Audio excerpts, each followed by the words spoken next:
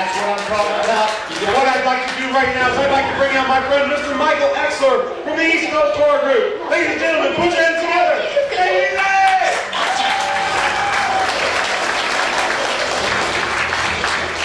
Thank you, everybody. Thank you, everybody. I'd like to bring up Drew Seiler as well. From the East Coast Tour Group. All right, so thank you all for coming to the second day of Business in Chicago. Let's start this panel day off with Jen and Sylvia Soska.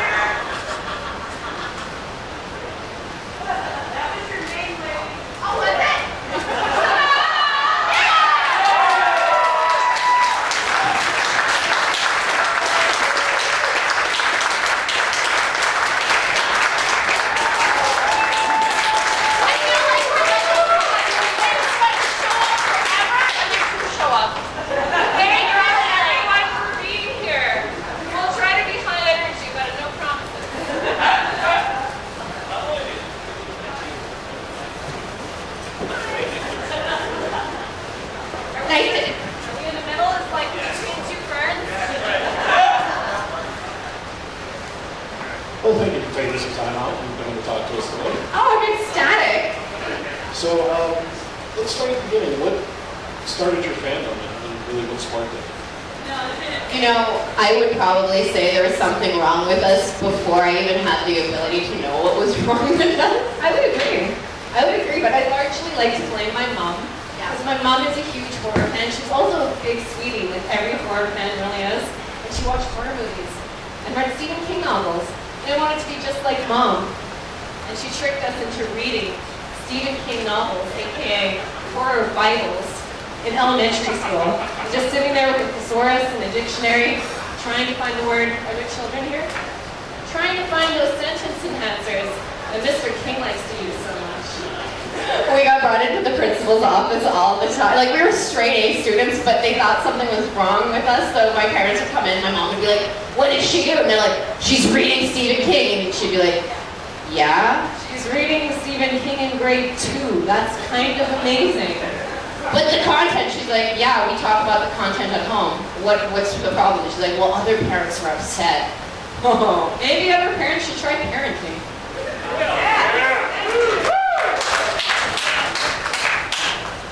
So, who are some of the directors that you guys look up to? Sylvia Soska. Don't make fun of me, Mr. Frodo. He is an honest question. It's being honest. If it wasn't for Robert Rodriguez, I don't think Jennifer and I would have the same sensibilities, because like we read Rebel Without a Crew and it ends with you make the movie and I'll bring the popcorn, and I'm still waiting for my popcorn, but I'm like, oh my god, like you just need a little thing to inspire you. But one of the biggest ones was Mary Harron, because I never even thought about being a director, because they're always like, oh, be a model, be this, be that, and I saw her defending the artistic merit of American Psycho in Toronto when they're trying to kick it out, and I was like, who is this woman and what is this movie? And after that I was hooked. Yeah, I love Mary Harron, but I do have, other than her and Mary Lambert and a few others, even now it's hard to see women in the scene, so I had a lot of my heroes growing up were Rodriguez and Tarantino and Carpenter and Cronenberg and Clive Barker and basically all the boys. All the good old boys. Argento, Fulci. Yeah, them too. Them too. Did you say BK? Oh, Takashi Miike. I wasn't growing up. My mom didn't get me into Takashi Miike. My children will be raised on BK. Oh, yeah, that's it.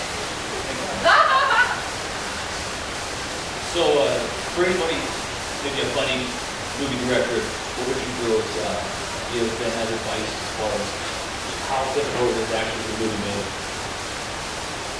That is a great question. I think it's the natural state of the movie not to be made. I have not made more movies than I have made, and some of the movies I have not made are pretty fucking amazing. And it's heartbreaking. One day I'm going to release a book called The Greatest Films I Never Made, because I think people would be very, very surprised. Like at one point, what's that thing that just came out, Ryan Gosling and Harrison Ford? Blade Runner, thank you. Blade Runner, Cronenberg is going to do that at one point. Could you imagine how different his life, his career, if anything would have been if that was the case? American Psycho was offered to Cronenberg as well after they fired Mary, and then they rehired her after because she was the only one who could pull that movie off. I do have something positive to say though. I don't know if anyone likes to read the news and sees what's happening with people like Harvey Weinstein. The great rapist cleansing of 2017. I don't know why it took so long. Why did it take so long? Watch him fall. Now for the first time ever, because that's changing, I think that there is equal opportunity being allowed. It wasn't a boys club per se. It was this group of boys club. And there's lots of other very talented men, women of different diversities that just weren't getting their opportunities now. And now the fear of God is in these pieces of shit that have been in power for too long that are just shoving shit down our throats. It is not an elitist sport to make a film. Anyone with a phone, you can make a film. I don't know why they created it like we can only listen to these people's stories. The great thing about films and storytelling is diversity. It is definitely one of the hardest businesses in the world, and you will know if your personality allows you to persevere through challenges or not. But if you're listening to this and listening to me say how hard it is, and you're like, oh, I still want to do it, you're sick like me. You have to do it. God bless you. You can do it. I can do it. Anyone can do it. No, but seriously, follow your stupid fucking dreams. I can't tell you how little we knew when we started. Look where we got. I guarantee everyone's sitting there right now is more educated than we were when we made Dead or Created Throughout. So, as directors, I wanted to get your opinion on this. The film Platoon was shot in sequence, which is something that's usually not done in the film industry. What are your thoughts on that? I read that Oliver Stone wanted to make it more immersive for the actors, so when someone died, they were gone. So what do you see as some of the benefits and maybe some of the drawbacks of that? It's a huge benefit, but I don't think I'll ever have the opportunity because you just don't have the time anymore. You just can't do that. It sucks for the actor, which I found out when I was making American Mary, because she goes through such psychological things that we had to have a pointer on everything of this just happened, this just happened, this just happened, this just happened, and this is everything that's happening underneath the surface that we don't even discuss. It's easier for the actor because they literally become those characters, but at the same time, and I know a lot of people that are like, I have to become the character. You have to refer to me only as the character name. And other people that are like, haha, I'm jokey, okay, I'm a mean person, okay, I'm happy, jokey. Everybody has like their own style that you kind of have to like figure out. To do something like that, I think that's a beautiful process, but to do it, you would have to have every actor and all your crew on board. I like to kill people in the films, and there's some things in films that, as far as like a prosthetic build with time and money, that it might be great for the actors, but it could really fuck the crew. And then of course there's some actors that just like to, you have to change your entire schedule because they're 3 days, and they don't want to be here for a week and a half. They want to be here for 3 days, so it doesn't matter if the rest of the production is inconvenience. And unfortunately, some of the time, or most of the time, those guys are your A-list guys that you need for distribution, so they basically can treat you badly and not have to buy you dinner first. So Jen, I heard you ask for Arsenal, and not just for decoration, you actually know how to use. You talk a little bit about Yes, I always wanted to be the deadliest woman in the world, and I'm still on my way. I'm Canadian, so I only have one gun. I have a single fire sporting rifle. It's the first thing I ever tried to shoot on. It's pretty good, eh? But I like kabuto, which is Okinawan weapons during the Japanese occupation of Okinawa. They forbade any bladed weapons, so they took farming weapons, which were like sai, kakama, and they used that to like beat them up, liberate themselves. And I'm a badass with my sai. I wish I brought them with me because now I could be like, look at me. I know, look at more. I should. They're really great to work on. They're fucking airport. They were awesome when she was training with them when she first started, because if you hit yourself in the face with a metal sign, even by accident, that's a bloody nose, it looks like she's got a black eye, like her whole arms were bruised. I was like, are you in Fight Club? And she's like, we don't talk about it. You know, now that you mentioned, I really should do how-to side videos. Online, I'll be like, here's that. I used to teach people how, because when I was younger, I was more arrogant, so at parties I would teach people how to use weapons, and then it would be like drunk, fucked up people. Butterfly knives is when you decided to stop teaching people weapon tricks. There's one trick with a butterfly knife. If you're holding the right handle, you can't get cut. If you hold the wrong handle, you're just slicing your finger open endlessly like a fool. That's when, well, after I drew blood at one of my lessons, I was like, oh, I better just stick to sober people. So, Sylvia, I saw an interview where you talked about your collection of tarantulas. Talk about that. Oh, thank you. Well, I wanted to be an arachnologist before this happened. And I talked to the top guy in the world, and he goes, sweetie, I have 2 jobs. And I was like, oh, what does that mean? But I still want to make the record of tarantulas. So in the wild, they can get up to 13 inches in circumference. But he's talking about the Goliath bird eater, the largest. Yeah, but I also have, I have a 7-pig bird eater, I had a flame leg, and then I have a Sri Lankan, no, an Indian ornamental, and she's nice and big. But I'm trying to, in captivity, they only grow 11 inches, so I'm trying to get up to 13 inches, so then like, maybe they'll be like, ooh, I mean, she's got a big spider. Anyone who just walked in hearing you talk about inches is like, what? I got 11 inches, but I'm trying to get to 13, I don't know, it's for the scientific community for spiders. 13 inches, oh my god! But spiders always had like, I think spiders are like a huge part of me. Like when I was a little girl, one of the first things that really scared me, I don't remember how old I was, but I was getting a cup. And there was a cupboard, and I saw this spider's legs come out from the side. And I ran screaming outside to the bravest people I could find, my dad and my grandfather. My grandfather who escaped from World War II, who was a grade sergeant. And I was like, there's a spider! And my grandfather looks over at me and goes, so? And after that I was like, oh, well, I guess it's nothing to be afraid of. And then the second big spider memory was we had a barbecue and I found a huge one. And I remember holding it up. And I remember all the adults running and screaming away. And I was this sweet little girl and I was like, Mom, what happened? First she was like, get away. And then she was like, you can't do that because it scares people. And I was like, but it can't hurt them. And she's like, they don't know that. And I was like, oh, interesting. I remember we used to go to this pet store and we handled the tarantula, which was a Chilean rose hair, and we held it every day, until they just put it in the tank and said, go. And we're like, oh, I can't, my mom said I can't have spiders. That was the first pet we snuck into the house. I think if my mom let us have tarantulas when we were kids, we might have not had, 31 at one point? Yeah, that was tarantula hoarding. Animal hoarders, oh, that got canceled fast because it was sad.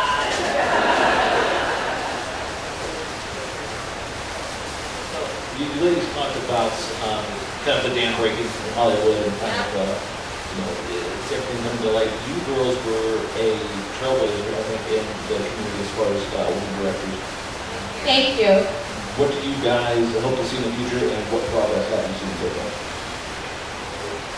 You know, it's interesting because you see these people losing their jobs, but you don't see any kind of legality to it. And the problem with the legality is these guys had enough money to pay the lawyers to manipulate the system. And that's something that the survivors don't necessarily have.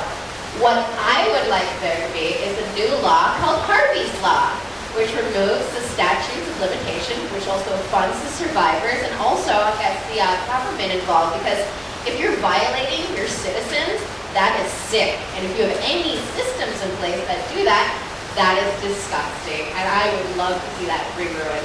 The most important thing right now is to never shut up about it. Never shut up about it, and don't put any money towards those guys. If you've noticed that Fox seems like it's selling itself to Disney, they were supporting some really bad people for a really long time. The studio knows everything that I do on a little small production like I do. Imagine $100 million. The lawyers are on staff. They're writing the NDAs to say, get people to shut up. So it's going to be a giant shakedown. I don't know who's going to be left standing, but I hope it's the people that should be. No one in this room, but when we first started out, I didn't get the kind of love and support that people like maybe Jennifer Kent got with the Babadook. We were called horror sluts that were just, you know, using our sexuality to... Thanks to Penthouse. Yeah, fuck you, Penthouse. And they did a nice article on us. Okay, well, good job writing, but bad imagery for everything else. But you know, the one thing that I have seen changing is nowadays, if someone says something nasty about a female just for the sake that she's a female, the fans freak out. Like we're all fucking pissed off. We're nice people that have been pushed to a certain point that we're just not tolerating it anymore. I mean, how insane that people are judged by their gender, their sexuality, or where they were born. It's absolutely mad. So yeah, I do see it starting to change. I think it's really going to change after people like Bryan Singer get fired off of X-Men. Like, let's be honest, they're going to have to do a double positive. So Disney, when you're looking for your Deadpool director, local hire, you only have to pay Jen. I work for Deadpool for free.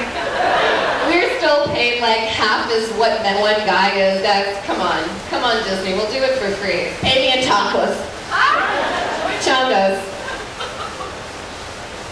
So you both have been very vocal about censorship in the film. Talk a little bit about your stance on that. Well, it's art. It doesn't make sense. Like, books don't get censored, but movies do. And I don't know if anybody reads Chuck Palahniuk, the guy who did Fight Club. Oh my God, the content in that! And then if you have like blowjobs are PG, but going down on a girl is NC-17. I'm sorry. Like, I don't know if you guys saw See No Evil 2. So Katie's character was supposed to be a dude. And I was like, no, that's boring. That's gonna be the cool chick that's obsessed with like necrophilia and serial killers. It's gonna be awesome. And they were like, okay, well she'll blow her boyfriend. I was like, nah. He's gonna eat her out while she's looking at Jacob Goodnight's dead corpse, because that'll be it for her. Sorry, kids. They don't know what that means, right? I'm so sorry. I'm so sorry. Sorry, watching from Facebook. Hi, children. Sorry, Mom. Sorry, God. Anyway, I remember talking to the guys, and they're like, no, this is sexier. This is sexier. And I bet they hated their life. Every day they're like, Sylvia's gonna fight with me about cunnilingus as soon as I walk in.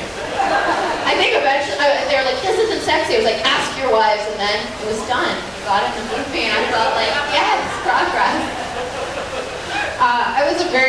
I considered myself a very intelligent, ambitious child. I liked gathering up information, and if I had a question about something, I would ask my mom or my dad, usually my mom because she was less Roman Catholic, and she would explain things to me.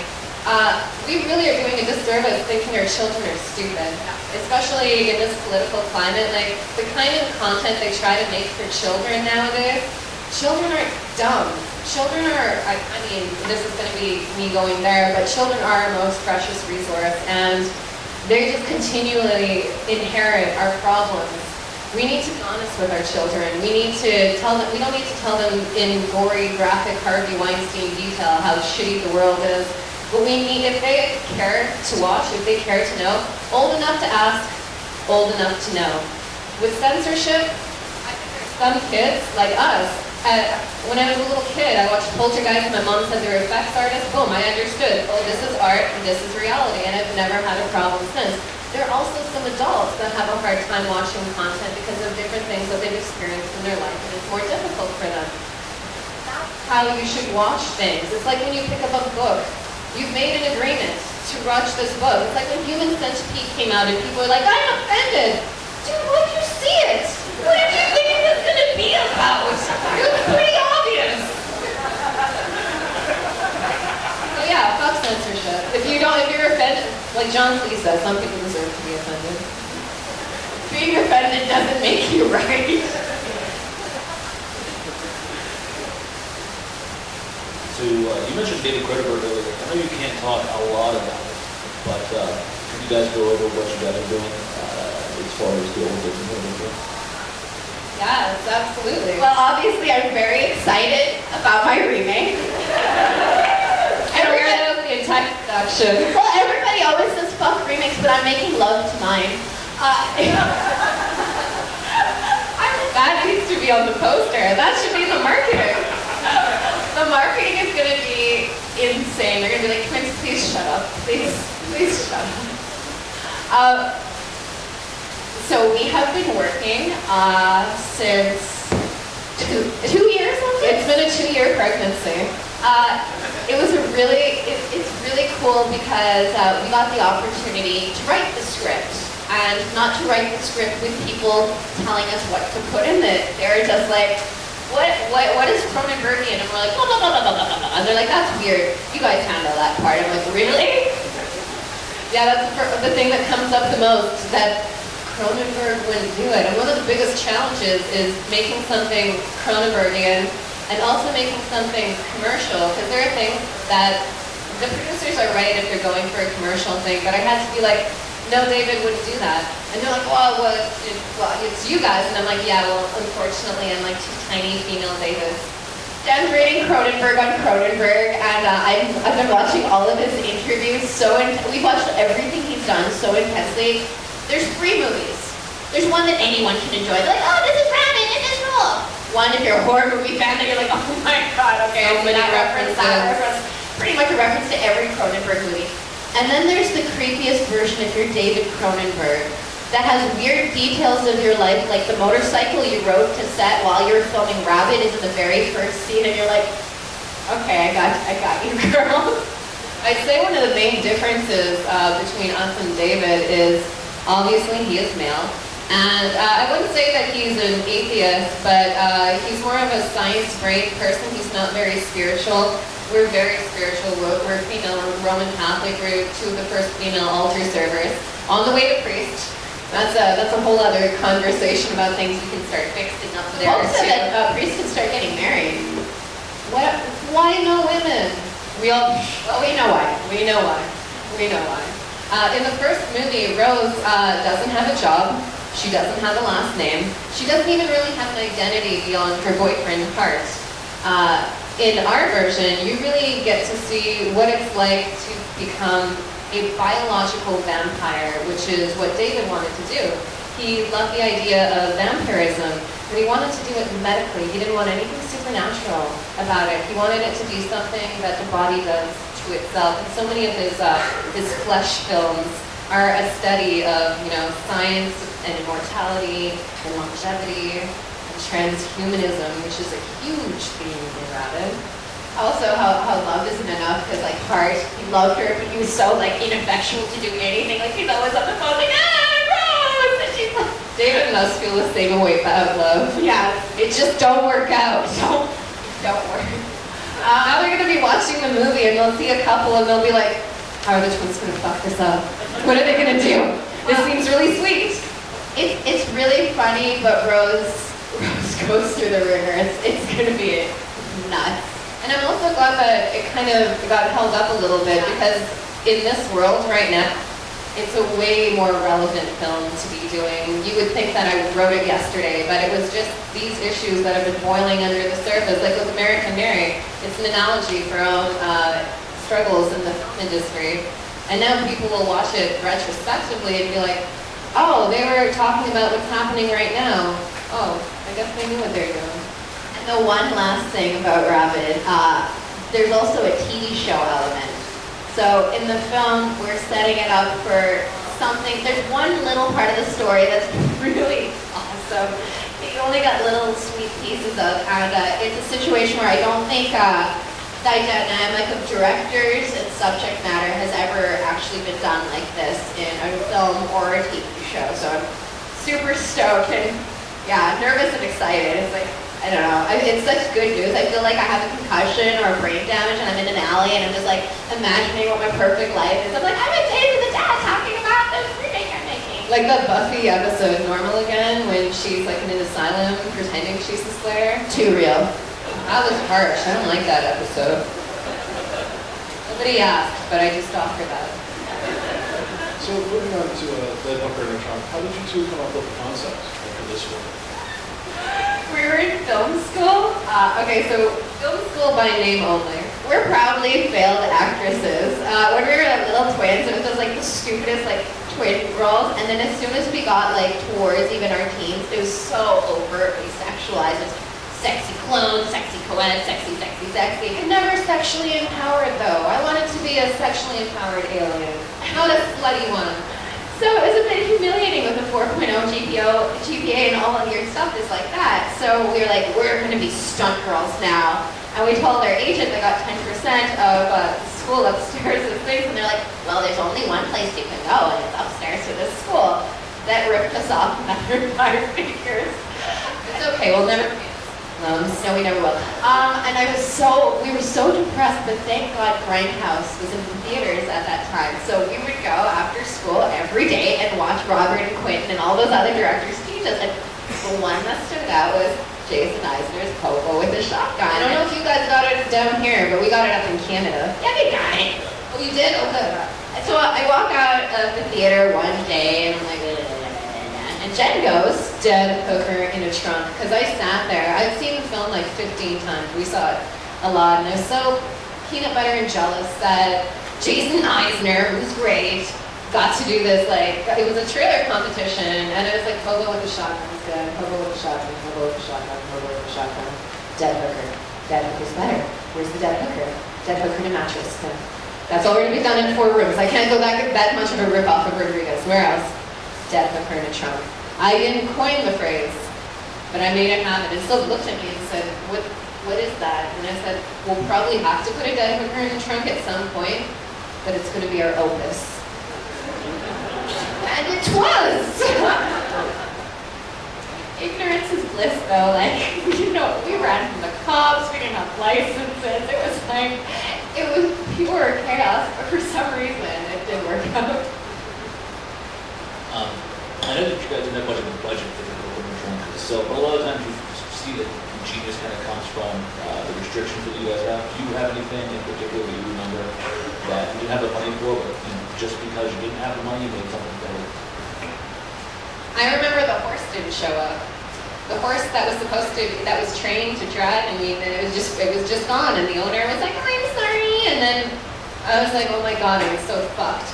So she didn't act like that though. We were around an area where a lot of people owned horses, so Jennifer went around to the horse owners and knocked on the door and said, hi, I noticed your horse. Does he have any filmmaking aspirations? He's so beautiful. Yeah, Libero did have acting aspirations, as it turns out. He was the guy who dragged my sister down the trail, which was not mud, I found out later. That was just a trail frequently used by horses. There was cement under all the years of feces. The eyes that we used were actual pig eyes. You could get them for 25 cents to $1 from any butcher shop. They come in human eyes. Don't freeze them or they'll get cataracts, so they're fresher. They probably look nicer to have a little, I have so many fake glass eyes now, but after smelling the eye bag, that was something that I probably should. We got an eye bag of pig's eyes because they come in hazel and green and everything, but it's disgusting. It's really something else. You know one thing though? People were more than willing to help. Like people are like, I love about churches, but my church donated their church and their houses, and the congregation came to the premiere screening. And this little group of church ladies came over to me after, and I was like, oh, I'm gonna get it. And she's like, which one of you was the one that killed everyone? And I was like, she's like, I want to do that all the time. That was so cool, sweetie. Yeah, church lady. I am a church lady.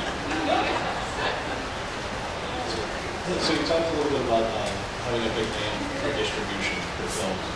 We've heard a lot of nightmares of distribution that you've thrown in. So talk about your experience of distributing this. Wow. Okay, someone needs to bring me a shot.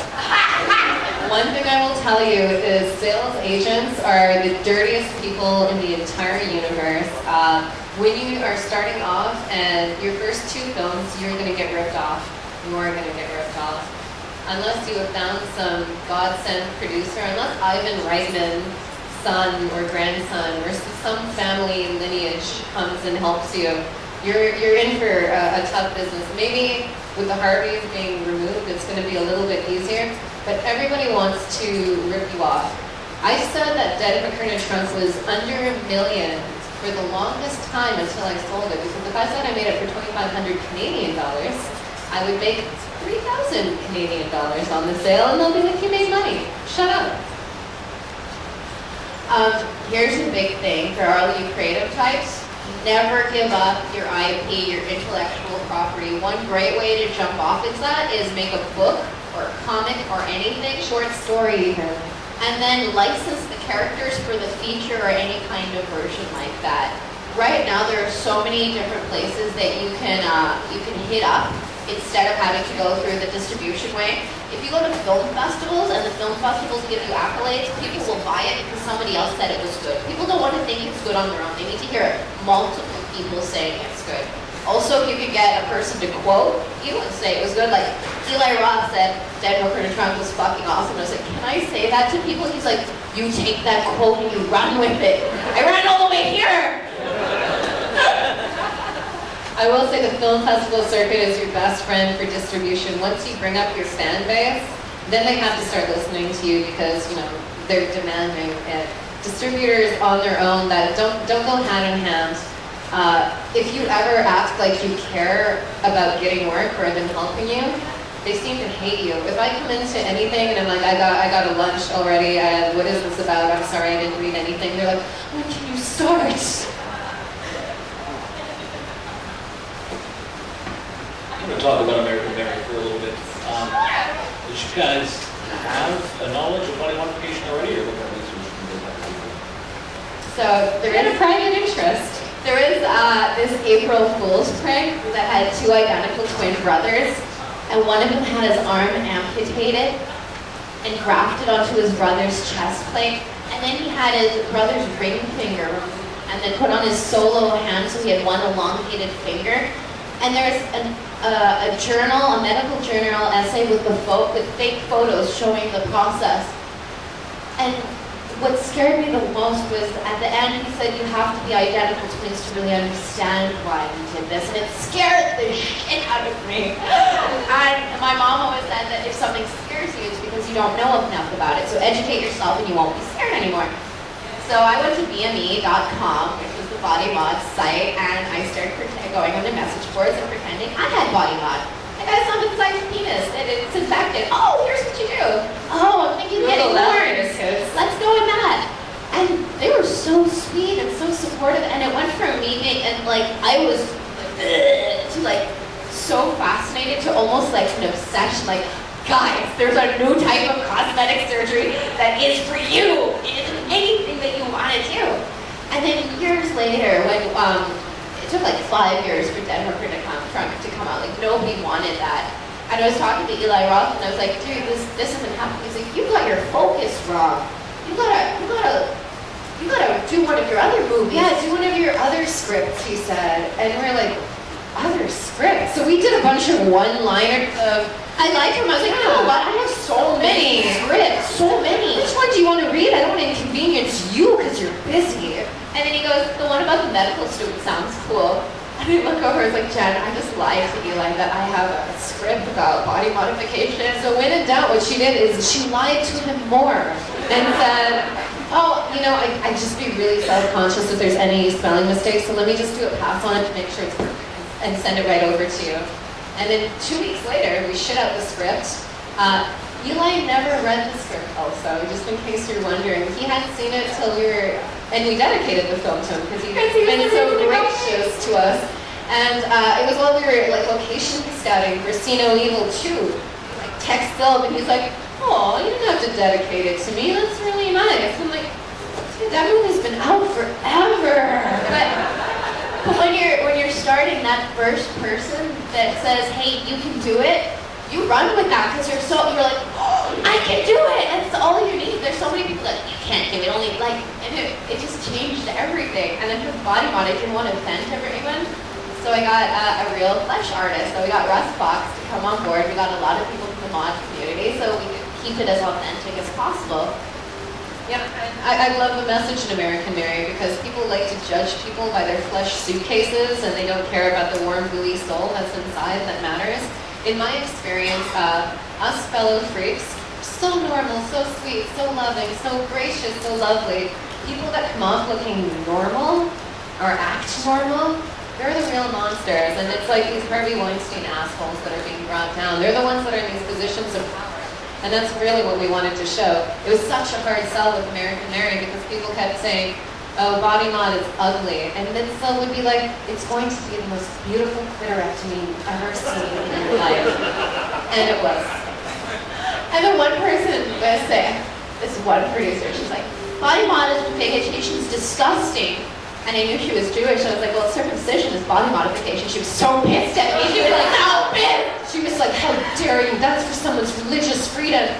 Sylv said, a lot of body modification is part of religious freedom, too. She's like, but, I was like, but you never heard of another religion other than yours? Shocking. So then to warm everybody up, we had a guy come in and do a suspension. So everyone was like, what are you doing? And we suspended right in the storage locker, right outside the storage locker where we ended up hanging crash. You should have seen everyone's face. It went from horror to childlike glee almost instantly. Be like, he's floating. So, in doing research, I read that this film was shot in 15 days. One, how was that possible? And two, what were some of your biggest challenges in that time?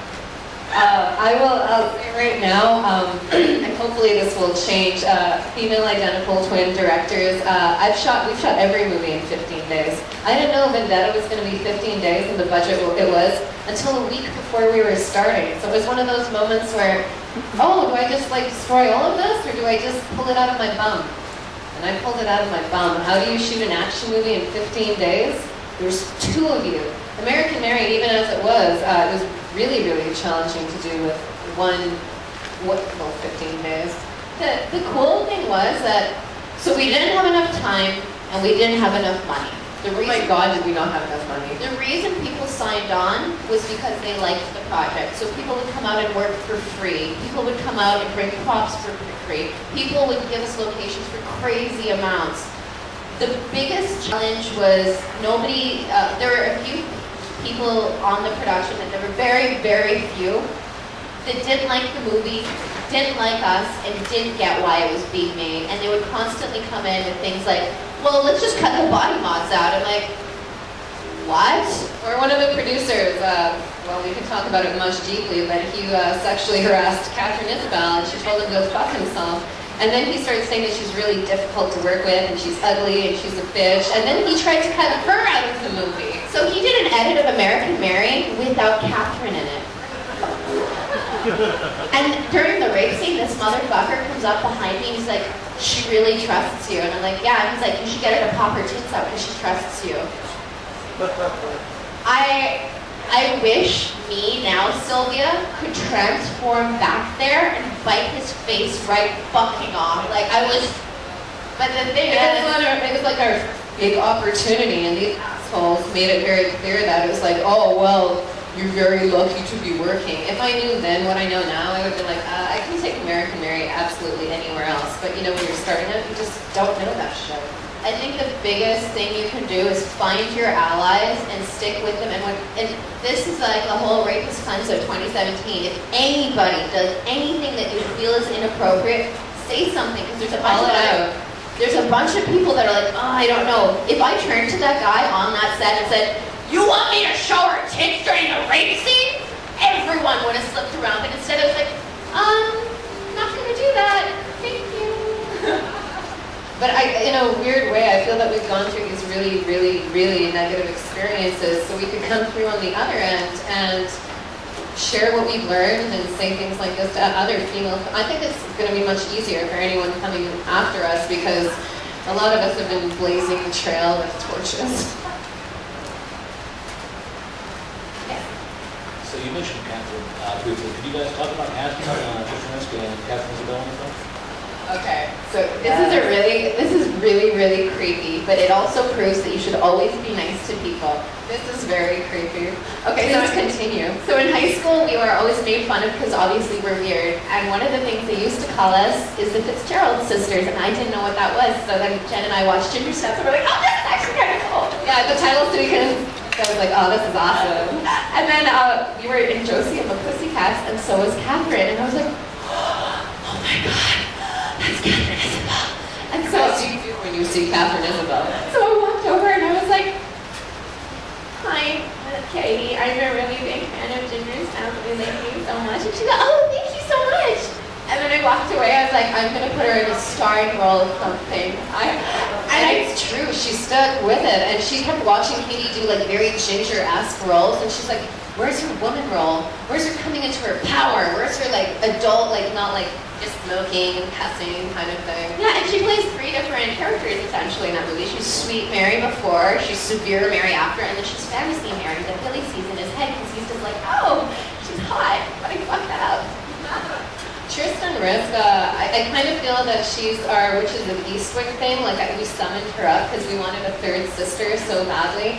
We had such a hard time finding someone to play Beatrice because either they wouldn't want to do any of the sexuality, and I'm like, I'm sorry, I'm going to protect you, but that's just part of it. Or they wouldn't want to do the voice, or they wouldn't want to dance, or they couldn't act, or they didn't want to wear prosthetics. I'm like, you don't happen to look like Betty Boop though, bitch. Like, what's happening here? We went through 80 actresses in Vancouver and Los Angeles to the extent that they're like, this character nobody can get. You have to figure, you just have to settle on something else.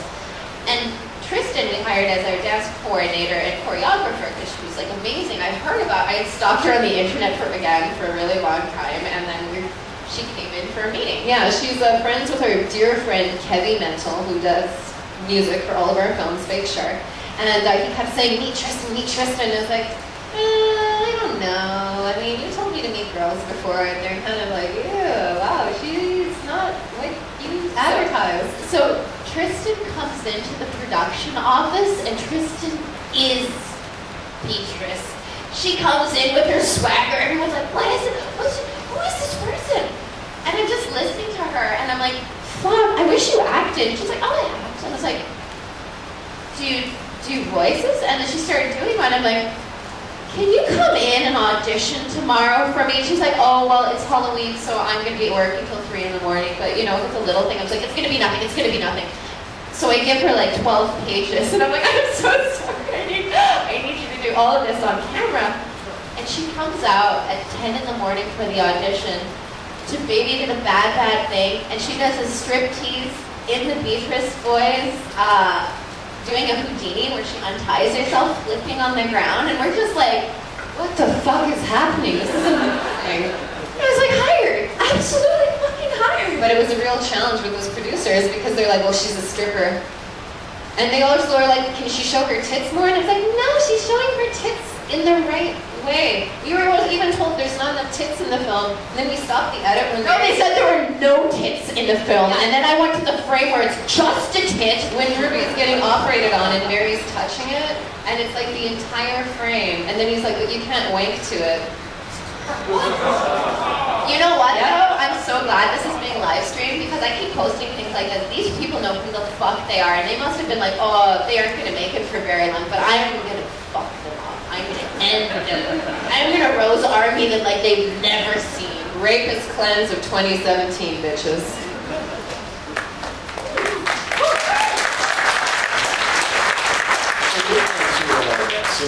What was it like working with WWE? It was very exciting to be the female directors they've ever hired, and the only directors they hired back. I am a huge WWE fan, and See No Evil 2 came in as a script emergency, and my representation said, it's the WWE, but keep an open mind. And I said, oh, you don't know who you're talking to. I'm going to marry the Undertaker. We got into wrestling when they introduced Kane, and in the script, they changed it, but in the very beginning, there's an Undertaker that brings the body in, and at the end, it's Undertaker! I remember when we finished reading the script, I pushed away from the computer, and it's like, the script needs work, but I really want to meet the Undertaker, so let's just do it. Please, let's do it. But after American Mary, nobody would hire us. So we were the ones they would have, if they had like a really sexist script and they needed to talk to some girls but not hire them, it was always us. So yeah, we talked to 2 girls. So we had a 20-minute interview and most of it was talking about how cool Kane is and how cool this kill would be and how it's going to be a great movie anyway. And can you invite us when it gets made because we'd love to see it. I remember our pitch was, oh, it's going to be Halloween too. It's going to absolutely be, if you want it to be at a morgue, it's Halloween too. Everything about it, I mean, Halloween too. And then the next day, people were like, I don't know what you did, but you got hired. It was so exciting to work with Kane and then eventually actually meet the Undertaker. I take a lot of shit from my boys Kane and Big Show because every time someone will say, who's your favorite wrestler? And with my hand on the Bible, I have to say it's the Undertaker. The thing that bothers me is Kane and Big Show, Undertaker is your favorite wrestler too. I just want your love, Jen. Why are you withholding? You were the withholding one on set. When Sel comes over, either you're in big shit or she's finally giving you a little ounce of affection. I'm mom. I'm like, Sel's really proud of you. We got it that version. Let's just try it this way. This was fun, just for you. But it was also so cool to work with Danielle Harris because I've been a fan of hers forever. And if there was a human being born to fight big masked men, it is her. Like, there were so many times where I was like, Danielle, you need to struggle so you break free. And I'm like, and you guys hold her down. She broke free every single time. Every single time. And she's amazing. She's so powerful. And she's so freaking cool. She's an amazing ally on set too. Yeah, no, it was, and on American Mary, we were always laughing with Katie, and I was like, people don't know this. People don't know how funny you are. And so we assume she's married. She's married. Don't tell people that. So we wanted to make all of these like classic kind of tropes, but we wanted to do our own spin on it. So we did gender reversal. So there is no final girl. It's a final boy. And Danielle is Danielle. She's never weak in the movie. She's like the strong boyfriend type through the whole thing. Katie's the jock. Even Shalane is like so rapey to Grayston through the whole thing, and I was like, finally, a movie where you can kind of see it switch. And I love working with WWE superstars because they're so trained. They have to do it live, they have to do it in one take, and they can't break. So when you do another take, it's almost like you're emotionally hurting them because they'll be like, I'm sorry, fuck, I'm sorry. I'm like, oh no, Focus was soft, not you, Angel. You're wonderful, you're perfect, you're better than perfect. As current with WWE, did you see Kane's return? Yes! Mayor Kane! Yes! Yes! Yes! Yes! Yeah! Summer Daniel Bryan is getting a little power summer in Seattle. He's starting up with the sweet shin music. All right, we have time for 2 questions from the audience. Does anybody have a question for the lady? Sorry we never shut up. We try to give short, concise answers, but fuck, no promises. Hi guys. Hi! I just want to say, love American Mary. It's actually one of my favorite horror movies. Oh, and thank you. Just brutal scenes of body horror. I see the Cronenberg influence there, and also really great message about empowerment and self-actualization, all that good stuff. Thank you. So that was my comment. My question is, going back to the very beginning, what's your favorite Stephen King book? Each of you. I really love Nightmares and Dreamscapes because I have so little time to get in there and read it all through. And sometimes when I'm down, I'll just go through that book again and again. Like it's just so. Cujo was my very first one, and I love it. But I don't know if you've ever read the short story from 1408. That is so scary, and I loved it so much that. Okay, I guess I'm a little bit of a serial killer to live with. So I waited for Jen to come home in the dark. It was horrible. I came home from the work and I was like, oh my God, they're so poor. And then I just went click and I was like, Jen, sit down. I'm going to read you a story. And she goes, what? It's like a 30-minute out of my work stuff. I just put my coat and shoes and purse down. And I sat down and I'm like, what is this going to be? But they had enjoyed living with Sylv. I loved it. They had identical twins having to clean the room. Otherwise they would go insane. I was like, this is awesome. Kind of missed that in the Cusack movie, but you know, it was alright. We'll remake it. We're going to be remake Queens after Rabid. I just want Dead Ringers with the Olsen twins as proctologists. They don't need the money. Just come there, win Palme d'Or or whatever, and con. Everyone's like, oh my God, you guys are so great, and then disappear again. I think we all want to see the Olsen twins as proctologists. One more question, do we have anybody?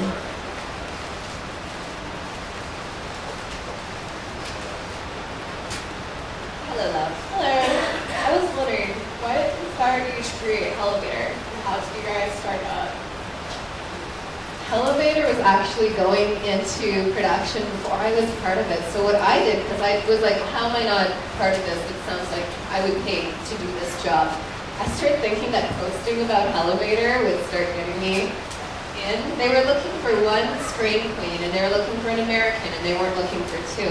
But after a Skype interview, they accidentally told me without checking with the network, "Oh, you're hired, you're the greatest." Oh, no, we didn't, we got blah, blah, blah, blah, blah. But when you get hired for a show like that, it's terrifying because they fly you to every studio and they have to all look at you to see if you're good. The scariest meeting was GSN, so we were in the LA office, and then the New York office was like Skyping in. And you know how we talk. I think I talked for 3.5 hours with Jen, and they're like, "Okay, bye." And then I walked out, I was like, "Oh no, I ruined that. I said too much. Oh no, oh God." That entire meeting, I was like, "I'm blowing this. Am I blowing this?" It was fun to be the talent and not have any of the responsibilities of filmmaking. I like to call it a brain vacation. I will say one of the things that we tried out all the tracks joyously, and none of the animals were hurt in production. Only people. I care deeply about those creatures. But not so with the people. You don't hear, they cut this out because I'm not allowed to cuss on the show, but I do cuss at the contestants. If any of those animals, and I count cockroaches after, if they are hurt, you're going to get it. Whatever you do to that bug, I'm going to come do to you. What if they lick the bug? It never came up. But I guess. Alrighty, everybody, put your hands together for Jen and Sylvia.